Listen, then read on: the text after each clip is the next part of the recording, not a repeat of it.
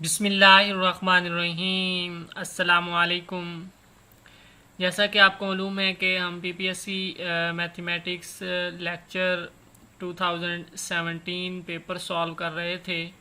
तो ये हमारा आज का थर्ड लेक्चर है। आइए अब हम देखते हैं question number 10, the volume of the parallel पिप्ड।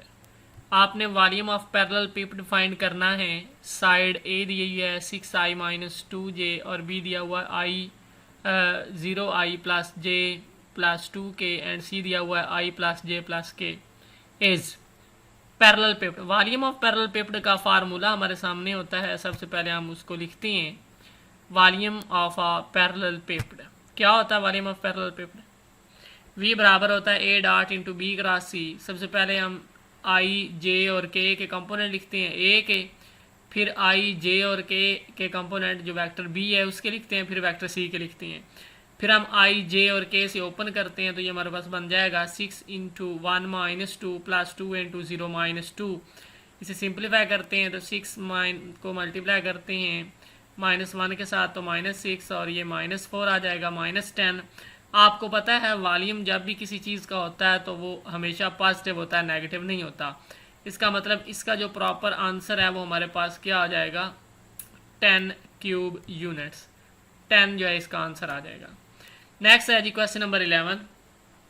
A particle of mass m, एक पार्टिकल है जिसका मास m है, मूव्स इन अ सर्कल, एक सर्कल के अंदर मूव कर रहा है और उस सर्कल का जो रेडियस है वो r है, with a constant speed v। The force F acting on a particle, force F जो है एक्टिंग ऑन अ पार्टिकल के ऊपर कर रही है। इसका मतलब सेंट्रीपिटल फोर्स आपने पढ़ा था, क्या होता है? Fc=mv²/r।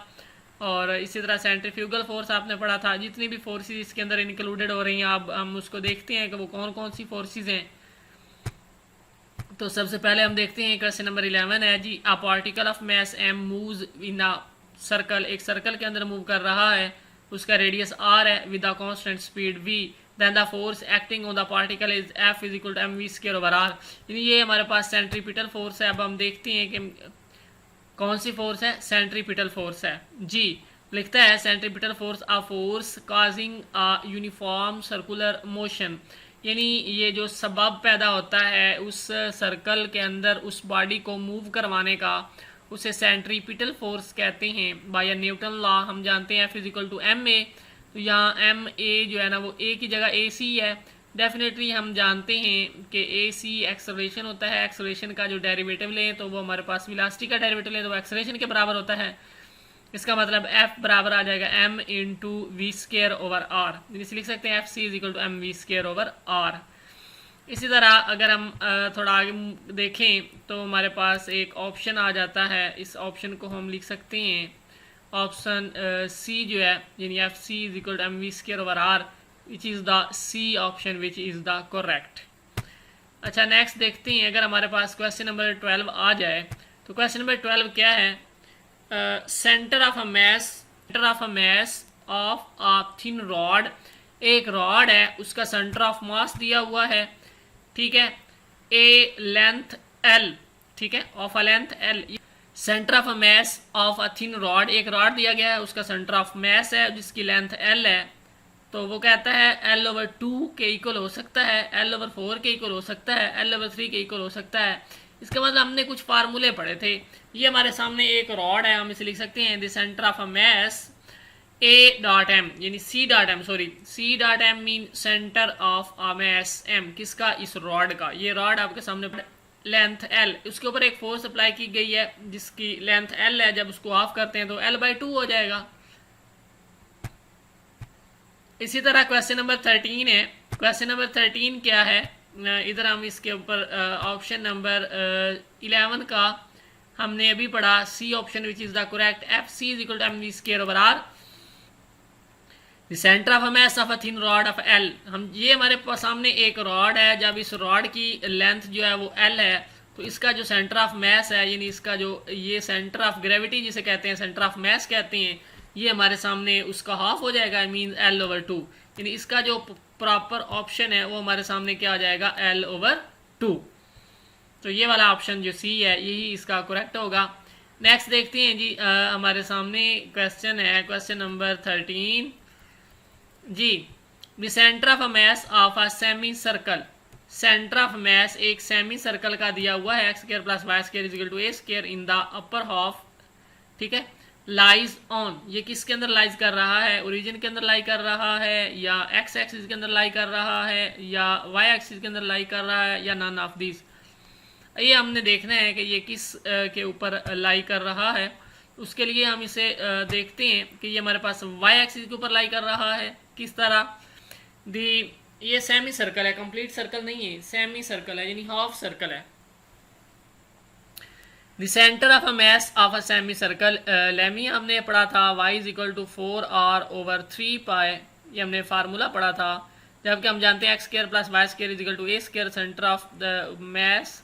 अगर हम ओरिजिन की बात करें, सेंटर ओरिजिन के अंदर हो, रेडियस उसका ए हो, तो हम इसे लिख सकते हैं centre of mass lies y is equal to 4a/3 pi which lies the Y axis. इसका मतलब इसका जो करेक्ट ऑप्शन है वो हमारे सामने क्या आ जाएगा, वाई एक्सिस।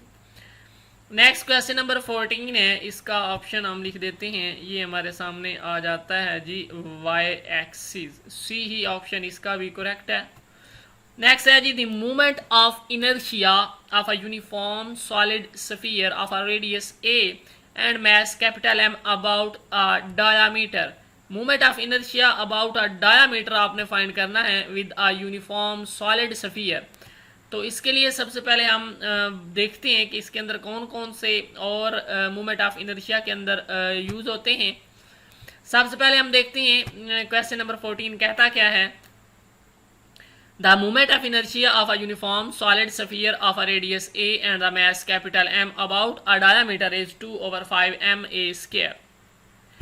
ये कुछ फार्मूले हैं हमने याद करने हैं, वी नोट दैट कौन कौन से हैं जी। Number 1, movement of inertia I जो है वो बराबर होता है एम आर स्क्वायर के, और जो एम है ये हमारे पास स्मॉल मैस होता है, और आर जो है ये उसका डिपेंड करता है उसके डिस्टेंस के ऊपर।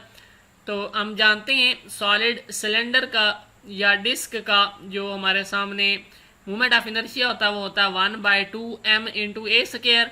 अगर thin rod about the axis through perpendicular to a length, तो उसका होता है मूवमेंट ऑफ इनर्शिया 1/3 ma²। अगर होप या अबाउट एक्स एक्सिस कोई होप आ जाए तो उसका मूवमेंट ऑफ इनर्शिया ma² होता है। अगर सॉलिड स्फीयर की बात करें अबाउट डायामीटर, तो वो 2/5 ma² आ जाता है, लिहाजा ये जो 2/5 ma² इसका करेक्ट ऑप्शन है। अगर सॉलिड स्फीयर एंड उसके साथ सेंटर ऑफ मैस हो तो 3/5 ma² जो है इसका मूवमेंट ऑफ इनर्शिया आ जाता है। इस तरह हमारा थर्ड लेक्चर कंप्लीट हो चुका है। उम्मीद है कि आपको इस लेक्चर की समझ आ चुकी होगी। थैंक्स फॉर वाचिंग, शुक्रिया, अल्लाह हाफिज़।